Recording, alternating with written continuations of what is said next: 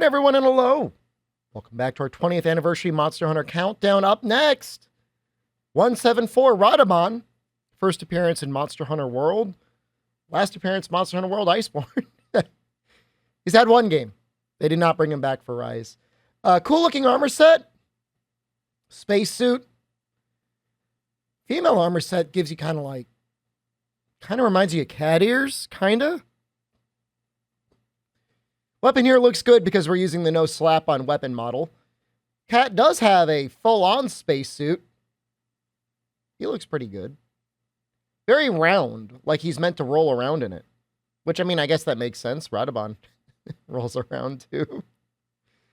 Armor, not very good. I'm trying to think if I ever used any part of it. I guess the tacit is okay for progression, for guard. It's something. Weapons, I mean, they give sleep, which, you know, for the guiding lands is always very nice. Weaknesses, super weak to blunt and dragon. Takes pretty good elemental damage all over. Poison, really strong. Not fully resistant to sleep, which is good too. For the most part, you kind of want to like get a break on his back body just to help him wiggle a little bit. And then other than that, you just go for the head. Not really a whole lot of strategy involved in going after him. Iceborne, I guess, did make him a little bit extra weak, if only because tenderizing allows you to break the bony parts a lot easier. Which, I mean, that's nice. I guess wallbangs also help as well, because you get him toppled over more often, and he's got a special interaction when he's toppled. I love it when you get these. You can mine him. Not too dissimilar from Uragaan in that regard, and I was always like, is he supposed to be like a subspecies of Uragaan? He is Baan. Radobaan. Uragaan. You can tell he's like all gummy inside. He's picking up all the bones from the rotten veil. Uragaan is presumably picking up rocks from the volcano, kind of. I don't know. I mean, it's not like I really wanted it explained in any way. I certainly don't want some quote-unquote lore master coming in and telling me what they think. I think just sharing the name is enough for me. But yeah, I mean, you want to have slinger pods around no matter what. Scatternuts are a little bit weird. Sometimes you flinch him and he'll just stand there and be flinched rather than actually entering into the topple animation. So I normally like to have pods that are not scatternuts, but hey, I mean, if you got him, you got him. I guess they're nice if you do this mount, and the area he usually likes to hang around in, this one, you know, you've got so many mounting opportunities, especially with Hammer, with the spinning bludgeon, the aerial spinning bludgeon. You're gonna do a lot of damage, and you're gonna get a lot of mounts. Tough monster if you're trying to do a hitless run. I think the farthest single segment hitless I ever did was up to Radobaan. Somebody started spamming a bunch of fart noises in my Twitch chat, and I got distracted, and one of his bones hit me.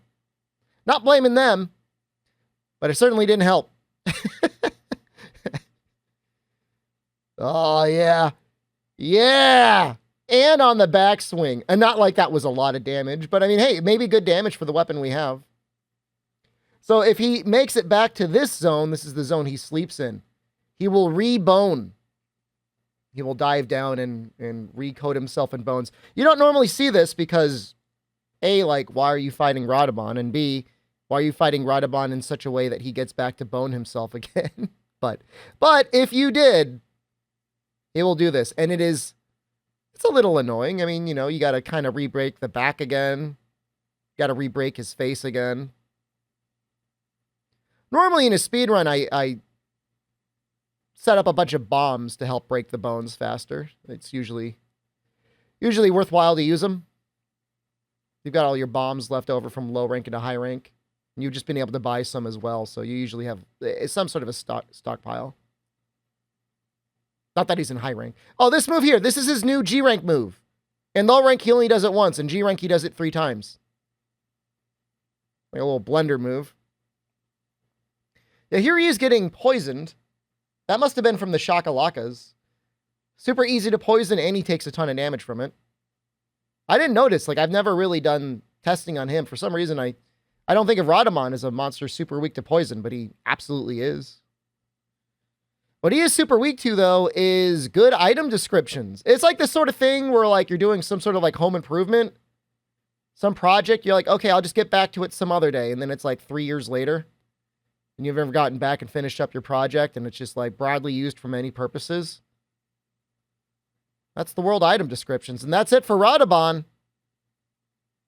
Can't believe it. But I'm really way looking forward to Drill Tusk. Way more interesting monster than Radobaan was. Not that he's a bad monster. He is neat, and he's a lot of good interactions.